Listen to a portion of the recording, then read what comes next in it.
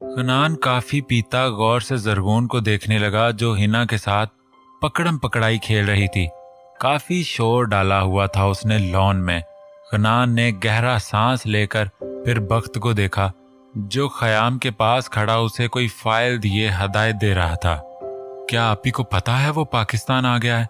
ऐसे कैसे हो सकता है? वो आपी को तंग ना करे। वो गहरी सांस लेता खुद से बड़बड़ाता हुआ आगा जी के कमरे में चला गया उनसे कुछ जरूरी बात करने। आप कहाँ जा रहे हैं? वो हामती हुई कमर पर हाथ रख के उससे बोली। बाथरूम चलोगी? वो फाइल पर साइन करता हुआ संजीदगी से बोला। हाँ। वो मुंह पर हाथ रख के हैरत ज़दा हुई। हैरत से दो चार तो ख़याम भी हुआ था। एक तो मेरी बात को इस घर में कोई सीरियस लेता ही नहीं। वो जिच हुई थी उसकी उल्टी बात से। जवाबन वो ख़याम को कुछ ज़रूरी हदायत देता अंदर की तरफ बढ़ा। ख़याम भाई बात सुने, ये कहाँ जा रहे हैं? वो ख़याम से राजदारी से बोली। भाई गवादर जा रहे हैं, वहाँ उनका जलसा है। ख़याम ने भी राजदारी से बताया। अच्छा आप जाएं और टेंशन नहीं लेनी मेरे होते हुए। बहुत जल्द इंशाल्लाह शादीशुदा कहलवाएंगे, मेरी दुआ है ये। बुजुर्गाना अंदाज में कहती हुई वो पलटकर अंदर चली गई जबकि ख़याम ने संजीदगी से सर झटका। अब भला क्या हो सकता था? वो तासुफ से सोचता हुआ गाड़ी की तरफ बढ़ गया। आगा जी आपने बुलाया?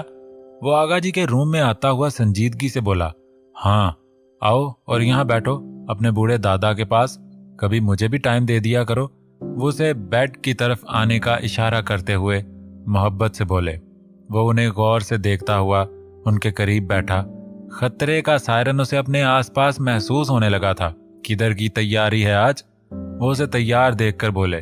3 दिन के लिए गवादर जा रहा हूँ। वो संजीदगी से बोला। क्या साथ जरगून भी जा रही है? उसे देखते हुए बोले। नहीं, वो किस साथ जाएगी आगा जी? वैसे भी मैं काम से जा रहा हूँ, कोई सैरो तफरी के लिए नहीं। वो गहरी सांस लेता हुआ स्पॉट लहजे में बोला। तो क्या हुआ, कौन सा सारा दिन काम पर ही रहोगे? वापस तो आओगे ना? बच्ची जब से आई है कहीं घूमने फिरने नहीं गई। उसे साथ लेकर जाना, अकेले जाने की जरूरत नहीं। 3 दिन में वो भी घूम फिर लेगी। वो खत्मी लहजे में बोले। सॉरी आगा जी, मैं आपकी बात नहीं मान सकता। वो खड़ा होता हुआ बोला। ये वक्त भी देखना था हमने कि तुम हमारी बात से इनकार करोगे। इससे पहले तो अच्छा होता मैं मर जाता, इतनी तकलीफ तो ना होती। वो लेटते हुए बोले। चेहरे पर गम ज़दा तासरात ले आए थे। ले जा रहा हूँ, ज्यादा एक्टिंग करने की जरूरत नहीं है आपको। हर वक्त ब्लैकमेल करना पता नहीं कहाँ से सीखा है। वो तासुर से कहता हुआ बाहर निकल गया जबकि आगा जी बेड पर उठकर बैठते हुए मुस्कुराए। जब तक एक्टिंग ना करो तुम में कौन सा मेरी बात मान लेनी होती है मेरे पुत्र? वो मुस्कुराते हुए बोले। आगा जी से तुमने साथ जाने का कहा है? वो उसके करीब आता गुस्से से बोला। कहाँ साथ चलने को? मेरे तो फरिश्ते को भी नहीं पता, ना ही मुझे सुबह से आगा जी मिले हैं। एवं ही ना हर इल्जाम मुझ पर लगा दिया करें, कोई फालतू नहीं। बड़े लाड़ प्यार से पाला है मेरे पापा ने। दिन के हजारों भी खर्च कर देती तो मेरे पापा कभी पलट कर ना पूछते थे। एक्टिंग कोर्स किया, लैंग्वेज कोर्स किया, डॉक्टर बनी। मेरे पापा ने इतने पैसे मुझ पर तबाह कर दिए। कौन सा मैंने उन्हें कमा कर कुछ दिया? तो तबाह ही हुए ना। वो उसके छोटे से सवाल के जवाब में बात कहाँ से कहाँ ले गई थी। वक्त का तो दिमाग ही घूम कर रह गया था।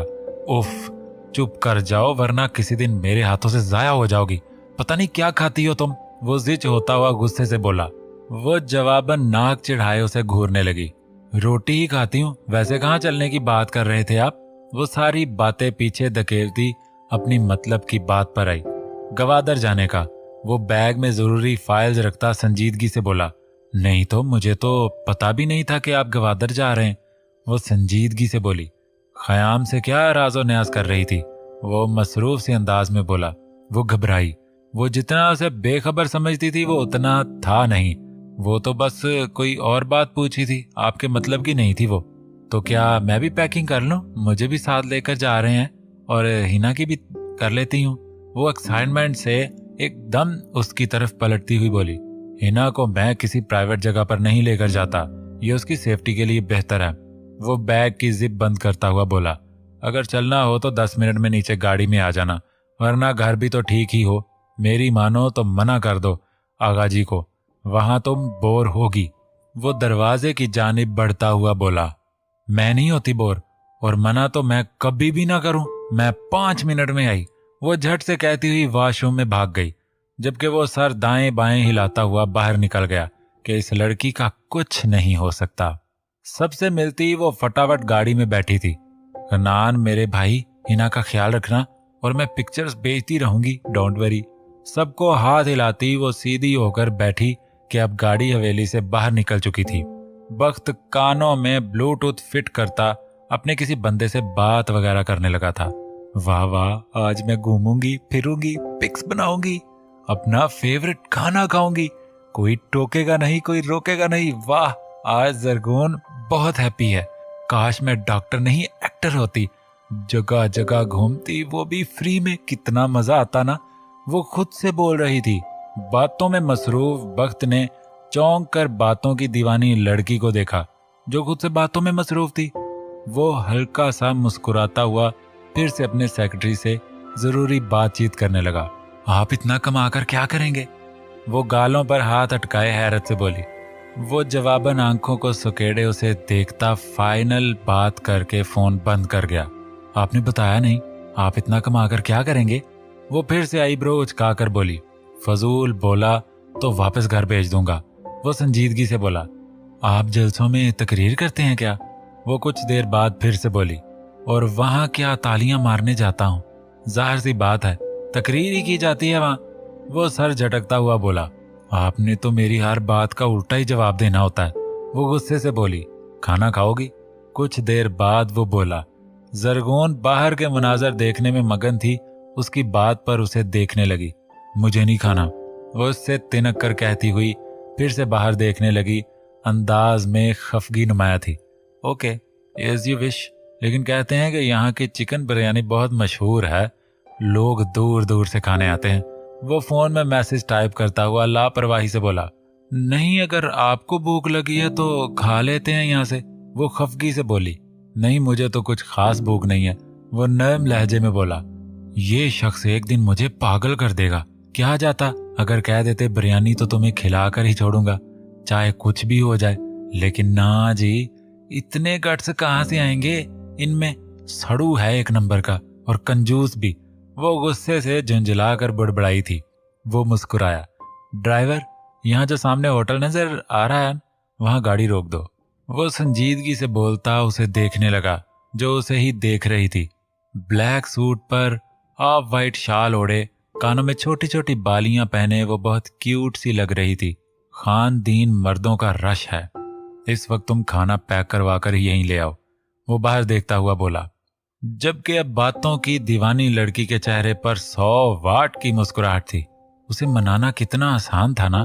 वो दिल ही दिल में बड़बड़ाता हुआ बाहर देखने लगा।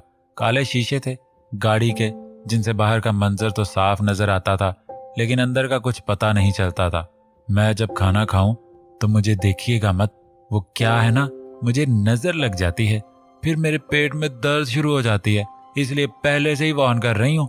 वो ड्राइवर के हाथ से बिरयानी का डिस्पोजेबल डब्बा पकड़ती हुई बोली, जबकि वो गहरी सांस लेता हुआ ड्राइवर के हाथ से कॉफी का कप लेता जरूरी ईमेल पढ़ने लगा। खनान आजम साहब के साथ बालकनी में खड़ा चाय पी रहा था। साथ साथ पापा को भी देख लेता, जिनके चेहरे पर तफक्कुर भरे तासरात थे। पापा, प्लीज परेशान मत हो, यहाँ हम सब हैं, वहां हम अकेले थे। वो कुछ नहीं बिगाड़ सकता मेरी आपी का। जान ना ले लूं मैं उस खबीस इंसान की। एक दफा मेरे सामने आ जाए, जान से मार दूंगा मैं उसे। हनान नफरत से बोला। बेटा, तुम्हारी स्टडी का क्या बना, कहाँ से करोगे? वो उसे देखते हुए पूछने लगे। असल में बात पलट गए थे वो।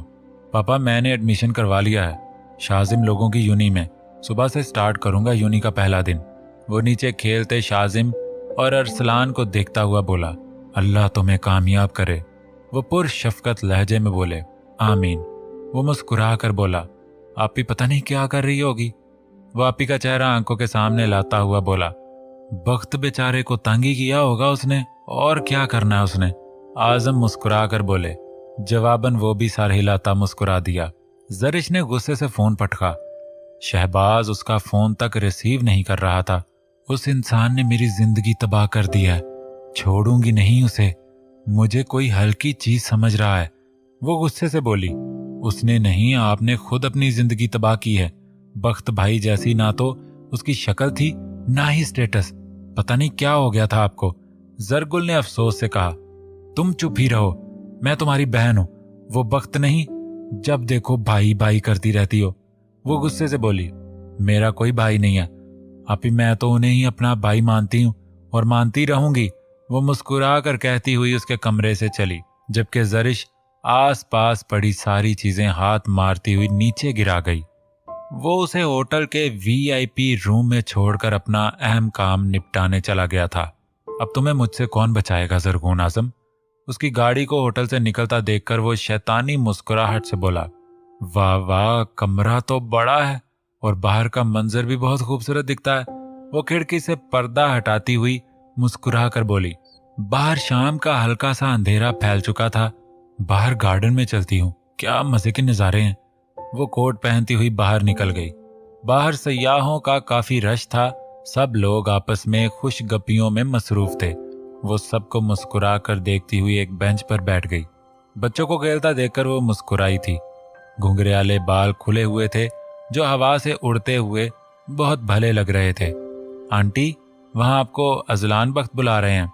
एक बच्चा उसके करीब आता दूर दरख्तों की तरफ इशारा करता हुआ बोला। वो हैरत ज़दा हुई। वो वहां मुझे क्यों बुलाएंगे? वो हैरत से बड़बड़ाई थी। वो लड़का कंधे उचकाकर भाग गया। कुछ देर सोचने के बाद वो लब भींचती हुई उठकर दरख्तों के झुंड की तरफ बढ़ी।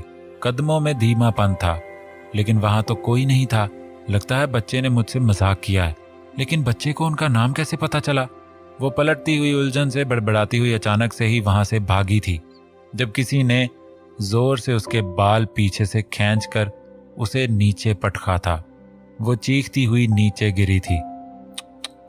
माय डार्लिंग को दर्द हुआ है? कहा था ना बाल मत बढ़ाना, फिर से बढ़ा लिए। मेरा कहा तो तुम सुनती ही नहीं। मैं क्या करूं तुम्हारा? खौफनाक आवाज पर वो सुर्रत से पलटी थी। सामने ही वो खड़ा था। ब्लैक हुडी से मुंह छुपाए हुए था, लेकिन जहरीली मुस्कुराहट से सजे होंठ उसे लर्जा गए थे। वो फटी फटी आंखों से उसे देखती हुई उठी थी। तुम? वो बड़बड़ाई थी। हाँ, मैं आ गया। जहां तुम वहां मैं, वो हुडी को चेहरे से हटाता हुआ बोला था। जरगून भागने लगी थी जब उसने पीछे से उसके बाल खींचकर फिर से उसे जमीन पर पटका था। वो दर्द से चीखती हुई उसे पुकारने लगी थी। बख्त! वो चीखी। हा हा हा हा, डार्लिंग, यहां तुम्हें कोई बचाने नहीं आएगा, क्योंकि गार्डन भी खाली करवा दिया है मैंने। अब तुम्हारी ये सुरीली चीखें मेरे अलावा कोई नहीं सुन सकता। जब मैंने कहा था तुम मेरी हो, तो फिर कैसे तुमने इस अजलान लाशारी से निकाह किया? वो घुटनों के बल उसके करीब बैठता हुआ फिनकारा था। जरगून ने नफरत आमेज नजरों से उसे देखा। मर जाओ तुम कंजर कहीं के, कीड़े पड़े तुम्हारे मुंह में। अल्लाह करे तुम्हारी टांगे टूट जाएं, अपाहज हो जाओ तुम, कुत्ते की मौत मरो, टेंडो हो जाए तुम्हारी। न मैंने पहले तुम्हारी शैतान सिफ्त शक्ल पर थूका था, न अब थूकूंगी। अरे तुम तो कीचड़ में लिथड़े जानवर हो, इंसान तो मैं तुम्हें कहूंगी नहीं। मजा चखाया था ना तुम्हें, अब फिर से आ गए हो। मैं खौफजदा जरूर हुई थी, लेकिन अब नहीं। वो गुस्से से टांग उसके पेट पर मारती हुई फिनकारी थी, जबकि वो पीछे की तरफ गिरा, हैरत से अपने लिए उसके मुंह से गालियां सुन रहा था।